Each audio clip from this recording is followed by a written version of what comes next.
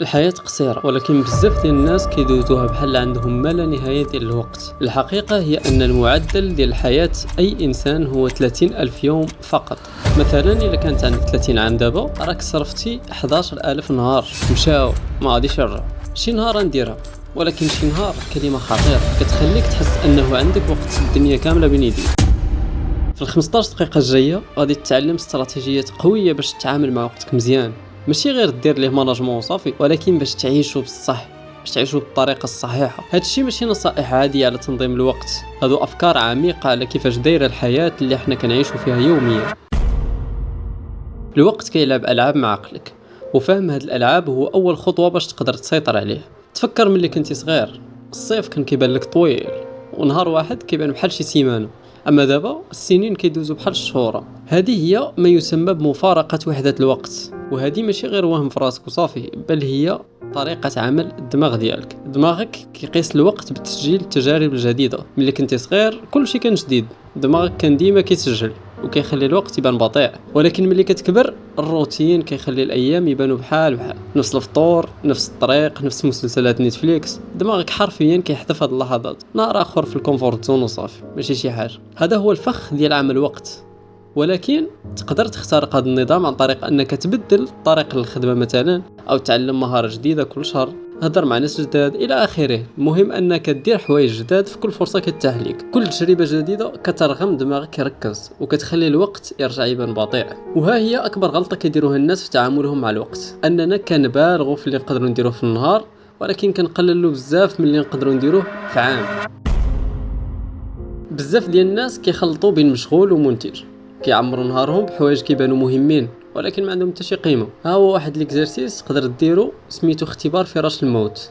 تخيل راسك عندك 90 عام وكترجع تشوف حياتك، واش غادي تهمك ديك الساعه الزايده في الخدمه ولا داك الوقت اللي قضيتيه مع عائلتك؟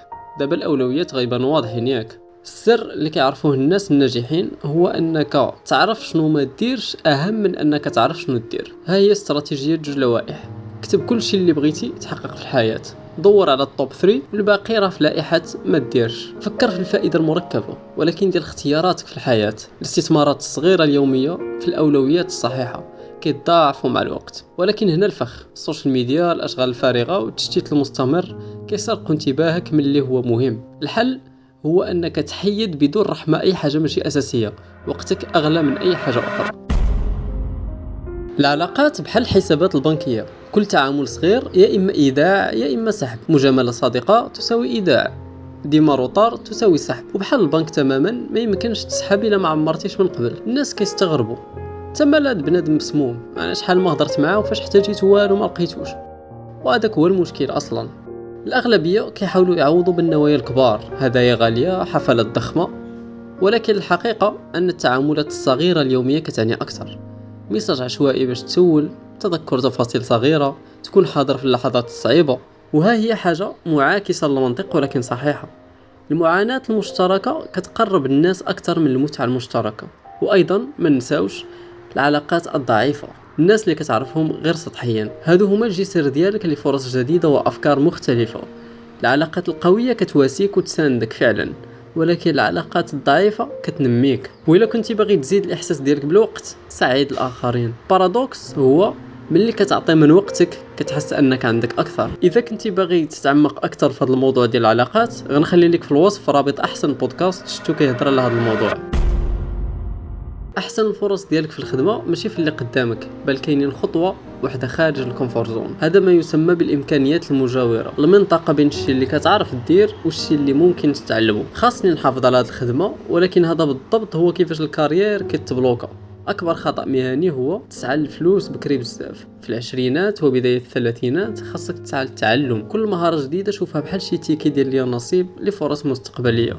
الفلوس ديما كتجي مورا المعرفه. نسى الموضوع ديال السلم المهني، راه فخ. الكارير في العصر الحديث بحال شي صاله رياضه ديال التسلق، كتطلع كتنزل كتمشي بالجنب، كل خطوه كتبني كومبينيشن ديال المهارات ما كتعوضش. الصحة ماشي غير باش تعيش بزاف، الصحة هي مضاعف القوة ديال الحياة. كل جانب آخر في حياتك يا إما كيتحسن يا إما كيسوء على حساب صحتك. واش تفضل تكون عندك 8 ديال السوايع فيها طاقة قوية، ولا 12 ساعة كلها عياء؟ طاقة أهم من الوقت. غادي ننعس من اللي الموت، هاد العقليه غالطه. النعاس ماشي غير راحه، النعاس هو السوبر باور ديال دماغك. بلا بيه القرارات ديالك كتكون خايبه، بحال الا راك سكران. ديك الترقيه اللي باغي ولا ديك العلاقه اللي كتبني كلها معتمده على دماغك واش خدام مزيان ولا لا. وكاين سر ما كيتقالش بزاف، عندك جوج نسخ منك، انت ديال الصباح اللي كيبلاني وانت ديال العشيه اللي خاص ينفذ دوك البلانات. ما تخليش انت ديال الصباح يكون ديكتاتور. فكر فيها. باغي شي لايف هاك؟ دير مايكرو ورك اوت، 10 ديال البوش ابس هنا، مشيه قصيره لهي، 5 دقائق ديال تمارين الاطاله. هاد الحركات الصغار كيتجمعوا كيعطيو نتائج مزيانه على المدى البعيد. الجسد ديالك ما تبناش باش يجلس 8 ديال السوايع في النهار. الحركه كتخلق الوضوح الذهني، واحل في شي مشكل حرك جسمك، الحل غادي يجيك. باغي تتعلم اي حاجه بسرعه، علمها لشي حد. هادشي اسمه اثر المعلم. الشرح كيخلي دماغك يفهم بعمق. غتقول لي مازال ما واجدتش نعلم. بالضبط، هذاك علاش خاصك تعلم. هاك سر اخر، قرا السيره الذاتيه. علاش؟ حيت كل وحده كتعطيك حياه كامله في ساعات قليله. باغي تجنب نفس الاخطاء، تعلم الناس داروها قبلك. الاغلبيه كيبغيو يكونوا مزيانين في كل شيء، بينما الاذكياء كيبقاو هواة بشكل مقصود في بعض المجالات. هادشي كيخلي دماغك مرن والأنا ديالك تحت السيطره. القيود ماشي عدوك، القيود هي قوتك. الوقت محدود، الفلوس محدوده، الموارد محدوده. مزيان، هادشي غيجبرك تكون مبدع وتفكر خارج الصندوق. واغلى مهاره هي تعرف وقتاش توقف. التوقف الاستراتيجي ماشي فشل، هو تفرغ بلاصه الفرص احسن. خرج بكري من الحوايج اللي ما كيخدموش النمو ديالك. المشاعر عندها واحد تايمر سري. الكيماويات اللي كتصنع الغضب، الخوف، الاحباط الى اخره كيبقاو في البدن غير 90 ثانيه. موراها القرار ديالك واش تبقى في ديك الحاله ولا لا. غتقول لي ما نقدرش نتحكم في مشاعري. الحقيقه الموجة الأولى ما كتحكمش فيها فعلا، ولكن الموجة الثانية كتحكم فيها بشكل كامل. التحكم العاطفي بحال شي سوبر باور. الذكاء الخام يقدر يجيب لك خدمة، ولكن اللي كيقدر يحافظ على الهدوء ديال وسط الفوضى هو اللي كيترقى وكيمشي بعيد في ديك الخدمة. الأغلبية كيخبيو الضعف ديالهم، الأذكياء كيبينوه بطريقة استراتيجية. القدر المناسب في الوقت المناسب تساوي ثقة أعمق من صورة الكمال، فالكمال لله وحده. غلطة غالية تقدر ديرها هي أنك تهرب من الحوارات الصعبة. هاد المحادثات بحال الفائدة المركبة، ولكن بالعكس، كل ما أجلتي كل ما تراكم الدين العاطفي. داك المشكل الصغير اللي كتهرب منه كيكبر كل نهار. الفلوس ماشي غير أرقام في الحساب البنكي، الفلوس هي الحرية ديال الوقت. واحد الحقيقة لازم تعرفها، بزاف ديال الناس ملي كيطلعوا في المدخول ديالهم كيوليو أفقر في الوقت، حيت كيطلعوا المصاريف. دار كبيرة تساوي صيانة أكثر، طوموبيل غالية تساوي صداع أكثر، حي راقي تساوي طريق أطول. أخيرا نقدر نشري كل شيء اللي بغيت، ولكن هذاك هو الفخ. تضخيم أسلوب الحياة بحال الجري في التريدميل، كتجري بالزربة ولكن بلا ما تتحرك. فكر في ثروة الوقت. واش تفضل تربح 100,000 درهم وتخدم 80 ساعة في السيمانة، ولا 70,000 وتخدم غير 30 ساعة؟ المعدل الحقيقي للساعة ديالك كيتحسب مع التضحيات الكاملة اللي كتقوم بها. الأغلبية كيقلبوا واحد الأمر، كيشريو أغراض وكيكريو التجارب. الأذكياء العكس، كيشريو التجارب وكيكريو الأغراض. علاش؟ حيت التجارب قيمتها كتزيد والأغراض غالبا كتنقص. المهارة المالية النهائية هي أنك تبني هوامش، تعيش تحت الإمكانيات ديالك ماشي حرمان. هو خلق مساحة للفرص. المساحة تساوي التذكرة للثروة الحقيقية. الابداع ماشي تستنى الالهام، هو خدام بحال شي روبيني. اول ما كتحلو كينزل الماء مسخ. هادو الافكار الخايبه، ولكن خاصهم يخرجوا باش يخليو الطريق للافكار الزوينه. غادي نتسنى الفكره المثاليه، هادي بحال تسنى الماء يصفى بلا ما تحل الروبيني. خاصك تدوز من المسخ ضروري. وكاين سر معاكس للمنطق، الابداع كيعشق القيود. عطيت شي واحد اختيارات ما لا نهائيه غيتبلوكا، عطيه قيود محدده غيبدع.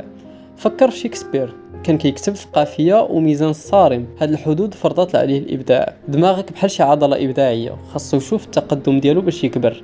المحاولات الخايبه الاولى هي الدليل ديال التحسن ديالك. السوشيال ميديا ماشي مجانيه، ثمنها هو انتباهك. كل اشعار كيسرق دقيقه من حياتك، والمصيبه انه ما كيسرقهاش بوحدها، كيسرق التركيز ديالك كامل. الحل هو خلي التليفون بعيد وقت الخدمة، واللي واعي أن الشركات مبنية باش تسرق وقتك. المجتمع كيقول أن النجاح هو الفلوس، الشهرة، أرقام، ولكن النجاح الحقيقي هو كيفاش كتصرف وقتك. إلا كنت كتعيش بانسجام مع القيم ديالك، كتخلي أثر وكتحس بالرضا وعلاقتك طيبة مع الله سبحانه وتعالى، راه هذا هو النجاح الحقيقي. الحرية ماشي غير تسافر ولا تملك بزاف، الحرية الحقيقية هي أنك تتحكم في وقتك، تختار شنو دير، مع من وفوقاش. هادشي اللي كيعطي المعنى للحياة. الوقت هو العملة الوحيدة اللي ما يمكنش تسترجعها. كل دقيقة كدوز كطيح من الرصيد ديالك. السؤال، واش غادي تصرفها بلا وعي ولا غادي تستثمرها باش تعيش حياة حقيقية بالمعنى الصحيح بالنسبة ليك؟ الاختيار ديما عندك، يا دابا يا جامي.